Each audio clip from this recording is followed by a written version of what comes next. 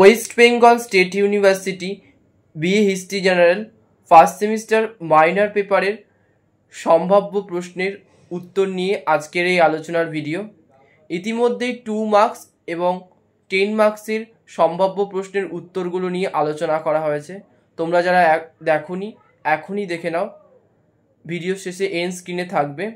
আজকে 5 মার্কসের সম্ভাব্য প্রশ্নের উত্তর নিয়ে আলোচনা করা হবে। তোমাদের কাছে অনুরোধ, তোমরা ভিডিওটা প্রথম থেকে শেষ পর্যন্ত দেখো এবং ভিডিওটি ভালো লাগলে অবশ্যই লাইক করে দিও, এবং এই চ্যানেলে যদি নতুন হয়ে থাকো তাহলে চ্যানেলটিকে সাবস্ক্রাইব করে দিও, যাতে সবার আগে এরকম ধরনের নতুন নতুন ভিডিও পেয়ে যেতে পারো। আজকে যে সম্ভাব্য প্রশ্নটি আলোচনা করা হবে সেটি হলো, বৈদিক সমাজে নারীদের অবস্থান আলোচনা করো, অথবা ঋগ্বৈদিক যুগে নারীদের অবস্থা কীরকম ছিল। বৈদিক সমাজে নারীদের অবস্থান আলোচনা করো, অথবা দিয়ে ঋগ্বৈদিক যুগে নারীদের অবস্থান কী ছিল। ঋগ্বৈদিক যুগে পরিবারের অধিকাংশ সদস্য পুত্র সন্তান কামনা করলেও নারীরা মোটেই অবহেলিত ছিল না। এ যুগের নারীরা শিক্ষা গ্রহণের যথেষ্ট সুযোগ লাভ করেছিলেন। ঋগ্বৈদিক যুগের নারীদের শিক্ষা গ্রহণের উদ্দেশ্য ছিল ধর্মচর্চা, চরিত্র গঠন এবং ব্যক্তিত্বের বিকাশ ঘটানো। এ যুগে মমতা, ঘোষা, অপালা, লোপামুদ্রা, বিশ্ববাড়া প্রমুখ বিদুষী নারীর কথা জানা যায়। এ যুগে বহু নারী বেদপাঠের অধিকারী ছিল। ঋগ্বৈদিক যুগে নারীর যথেষ্ট মর্যাদায় ছিল। এই যুগে নারীর বাল্যবিবাহ বা বহুবিবাহ প্রচলিত ছিল না। এই সময় নারী নিজেদের পছন্দ মতো পতি নির্বাচনের সুযোগ পেতেন। কোনো নারী আজীবন অবিবাহিত থেকে বিদ্যাচর্চা ও স্বাস্থ্যচর্চা করে জীবন কাটিয়ে দিতেন। এই যুগে প্রাক বিবাহ প্রেম ও অবৈধ প্রেমেরও প্রচলন ছিল। প্রচলিত পণ প্রথা অনুসারে কন্যার পিতা পণ পাওয়ার অধিকারী ছিল। কোনো ক্ষেত্রে বিধবার পুনর্বিবাহ হতো।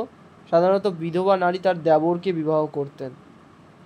ধর্মীয় ক্রিয়াকলাপে স্ত্রীরা স্বামীকে সাহায্য করতেন, তাই তাদের বলা হতো সহধর্মিণী। সে যুগে লোহমোষা, জুহু, পৌলমী ও কামায়নীর মতো মেয়েরা ধর্মীয় সাধনাতেই বিশেষ সাফল্য দেখিয়েছিলেন। ঋগ্বৈদিক যুগে শিক্ষাক্ষেত্রেও মেয়েদের ভূমিকা ছিল বেশ উজ্জ্বল। ঘোষা, অপালা, বিশ্ববাড়া প্রমুখ বিভিন্ন শাস্ত্রে বিশেষ জ্ঞান অর্জন করেছিলেন। তাদের কেউ বৈদিক মন্ত্রও রচনা করেছিলেন। ঋগ্বৈদিক যুগের তুলনায় পরবর্তী বৈদিক যুগে নারীর সামাজিক মর্যাদা নিঃসন্দেহে অনেক হ্রাস পায়। এই যুগের পরিবারে কন্যা সন্তানের জন্ম কেউ চাইত না। অনেক ক্ষেত্রেই তাদের সম্পত্তির অধিকার থেকেও বঞ্চিত করা হতো। ঋগ্বৈদিক যুগে গৃহের যেসব ধর্মীয় ক্রিয়াকর্ম স্ত্রী পরিচালনা করতেন, পরবর্তী বৈদিক যুগে সেই সব কাজের দায়িত্ব পুরোহিত শ্রেণীর হাতে চলে যায়। ঋগ্বৈদিক যুগের নারীরা সবার অধিবেশনে যোগ দিত। পরবর্তী বৈদিক যুগে তাদের সেই অধিকার খর্ব করা হয়। পরবর্তী বৈদিক যুগে বাল্যবিবাহ, পুরুষের বহুবিবাহ, পণ প্রথা নারীর জীবনকে দুর্বিষহ করে তোলে।